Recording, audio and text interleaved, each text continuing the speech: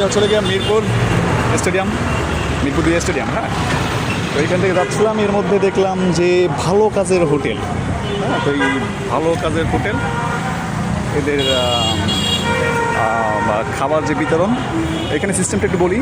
সিস্টেমটা হচ্ছে গিয়া প্রতিদিন যে একটা ভালো কাজ করবে তার জন্য খাবারের সিস্টেম এরা করছে। হ্যাঁ, তো আমরা একটু শুনি কী বলে। তাইলে আপনাদের এখানে ভদ্রভাবে থাকতে হবে। আমার কথা মনে অনেকে শুনতে চান না, শুনতে পাচ্ছেন শেষ পর্যন্ত।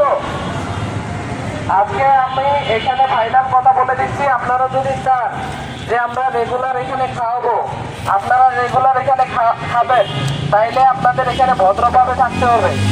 আজকে আইটেম হচ্ছে লোকে ভাজি আর ডিম, একটা করে ডিম ভাজি।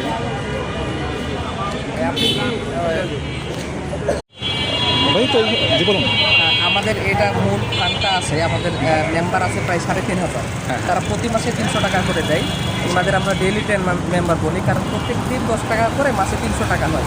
এই টাকাটা উনি নিজের কাছে আমাদের সহজতেও দেয়, মাঝে মাঝে আমাদের মোবাইল ব্যাঙ্কিংয়ের মাধ্যমে দিয়ে থাকে। এছাড়াও আমাদের কিছু শুভাকাঙ্ক্ষী আছে, কিছু ব্যক্তি এবং প্রতিষ্ঠান যারা আমাদের বিভিন্নভাবে হেল্প করে। যেমন আজকে এক বড় ভাই, ওনার মায়ের মৃত্যুবার্ষিকী, উনি এই মৃত্যুবার্ষিকী উপলক্ষে 500 মিলের আয়োজন করছে আমাদের মাধ্যমে। এইভাবে আমাদের মূলত এই ভালো কাজের এটা চলে। তো আপনাদের খাওয়া দাওয়া কি একবারই আপনারা এখান থেকে করে নেন? হ্যাঁ, আমরা অনেক সময় এখান থেকেও করি। এই খেলা যাবেন না খেলা, এই রাগ করা যাবে না খেলা। এবার আমি সবার আগে বসে খেলা শোনেন, এতগুলো মানুষের খাবার দাবার। আচ্ছা, খেলার একটু বসে খেলা অভিমান করা যাবে না। হ্যাঁ, কারণ গুটি কয়েকজন লোক মিলে এতগুলো মানুষ চলে গিয়ে যে বসেন। এখানে বসে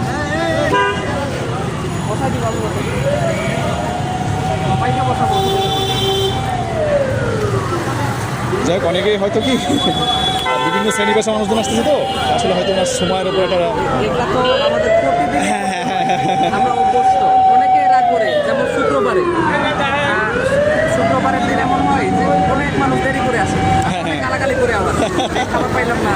কিন্তু এমন সময় আছে যখন আমাদের সব গোছানো শেষ, এই সময় আছে যদি খাবার না পাই গালাগালি করে আছে। আমরা বুঝি যে মাথার সমস্যা আছে, তারপর এটা মেনে নিতে হচ্ছে আপনাদের। হ্যাঁ, রাস্তায় তো অনেক ভব করে মানুষ থাকে। এই কাকা খাইছেন আপনি? হ্যাঁ, আচ্ছা, আপনি নিয়ে যাবেন টাকা? আচ্ছা, নিয়ে যাক, সমস্যা নাই। বাচ্চা হচ্ছে প্রতিবন্ধী।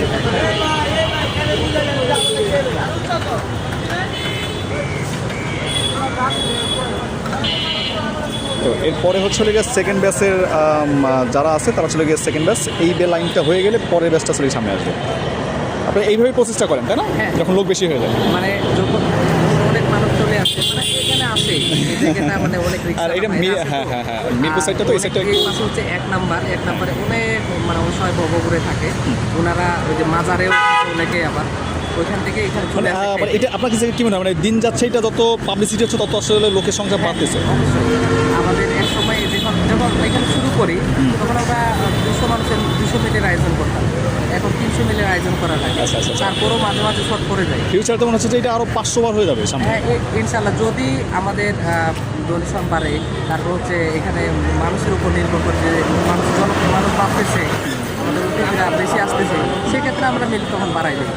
যাই হোক, ইনশাল্লাহ আপনারা যেহেতু আপনাদের ডোনেট করার ব্যবস্থা আছে, অবশ্যই প্রবাসী ভাইদের কাছে গেলে তারাও এইসব মানে বিষয়ের উপর তারা আসলে বেশ কী বলে মানে আবেগপ্রবণ। হ্যাঁ, তাদের বাবা মা তাদের দোয়ার ক্ষেত্রে ছিল অনেক সময় আসলে হেল্প করে। আমাদের এটা মূলত এই যে ডোনেশনের মাধ্যমে চলে। তারপর হচ্ছে তো আপনার কি কোনো নির্দিষ্ট টাইম আছে আপনি আসলে কতদিন এই লাইনে থাকতে চান, বা নির্দিষ্ট কোনো টাইম টেবিল আছে নাকি? আল্লাহ যতদিন আপনাকে সেই সুযোগটা করে দেন। আমার কবুল করছে এই জায়গায়। অবশ্যই এখন আল্লাহ তাআলা যেদিন আমার কবুল করবে না, সেটা অন্য জায়গায় আল্লাহ আমার। যাই হোক, আসলে ভাই আপনার মতো মানুষ পাওয়া বিশাল একটা ভাগ্যের ব্যাপার যে আপনারা এই লাইনে আসেন। ভাই ওই সেকেন্ড ব্যাচটা মনে হয় বসবে।